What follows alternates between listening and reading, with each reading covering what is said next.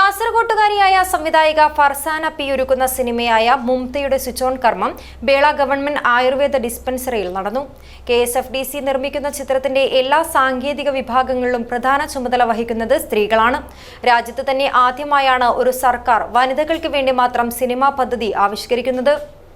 ആധുനിക രീതിയിലുള്ള modular operation തിയേറ്ററോടുകൂടി തിമിര ശസ്ത്രക്രിയാ രംഗത്ത് വ്യക്തിമുദ്ര പതിപ്പിച്ച ഡോക്ടർമാരുടെ സേവനത്തോടൊപ്പം ആധുനികവും നൂതനവുമായ ചികിത്സാ ഉപകരണങ്ങളും Mayya eye care centre Movie Max തിയേറ്ററിന് എതിർവശം കാസർഗോഡ്. കേരള ഫിലിം ഡെവലപ്മെന്റ് കോർപ്പറേഷന്റെ നേതൃത്വത്തിൽ സംസ്ഥാന സർക്കാരിന്റെ വനിതാ വിഭാഗക്കാർക്കായുള്ള സിനിമാ പദ്ധതി പ്രകാരം നിർമ്മിക്കുന്ന 6ാമത്തെ ചലച്ചിത്രമായ മുംതയുടെ പൂജയും സ്വിച്ച് ഓൺ കർമ്മവും ബേള ഗവൺമെന്റ് ആയുർവേദ ഡിസ്പെൻസറിയിൽ M. രാജഗോപാലൻ MLA നിർവഹിച്ചു. കേരളത്തിലെ വനിതകളുടെയും ശിശുക്കളുടെയും സംരക്ഷണത്തിനായി പ്രത്യേക വകുപ്പ് തന്നെ രൂപീകരിച്ചുള്ള ഒരു സംവിധാനത്തിലേക്കാണ് ഒന്നാം ഇടതുപക്ഷ ഗവൺമെന്റ് പിണറായി സർക്കാർ പോയത്. കേരളത്തിലെ സാംസ്കാരിക രംഗത്തെ ഇടപെടലുകൾ ശാക്തീകരിക്കാൻ സ്ത്രീ സമൂഹത്തെ അതുവഴി ഏറ്റവും ശ്രദ്ധേയമായ രീതിയിൽ ഇടപെടിപ്പിക്കുന്നതിന് ഈ പോയ കാലയളവിൽ കഴിഞ്ഞിട്ടുണ്ട് സാംസ്കാരിക വകുപ്പിന്. ചടങ്ങിൽ കാസർഗോഡ് SP D. ശില്പ ക്ലാപ്പ് നൽകി. സ്ത്രീ ശാക്തീകരണം വാക്കുകളിൽ പലയിടങ്ങളിലും കേട്ടിട്ടുണ്ടെങ്കിലും കൺമുന്നിൽ കാണാവുന്ന മാതൃകയാണ് ഈ വനിതാ സിനിമാ പദ്ധതി എന്ന് D. ശില്പ പറഞ്ഞു.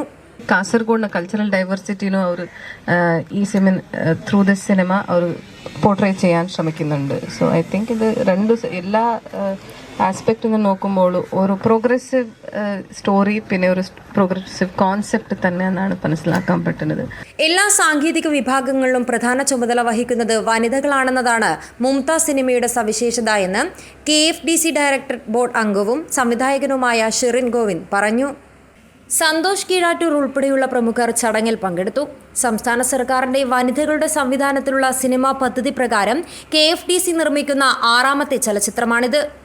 മുംത ചിത്രത്തിന്റെ സംവിധായികയായ ഫർസാന കാസർഗോഡ് ചൌക്കി സ്വദേശിനിയാണ്. സിനിമയുടെ ഛായാഗ്രഹണം ഫൗസിയ ഫാത്തിമ, ലൈൻ പ്രൊഡ്യൂസർ രത്തീന, ചിത്രസംയോജനം വീണ ജയപ്രകാശ് തുടങ്ങി എല്ലാ സാങ്കേതിക മേഖലകളും നയിക്കുന്നത് സ്ത്രീകളാണെന്ന് ഫർസാന P. പറഞ്ഞു.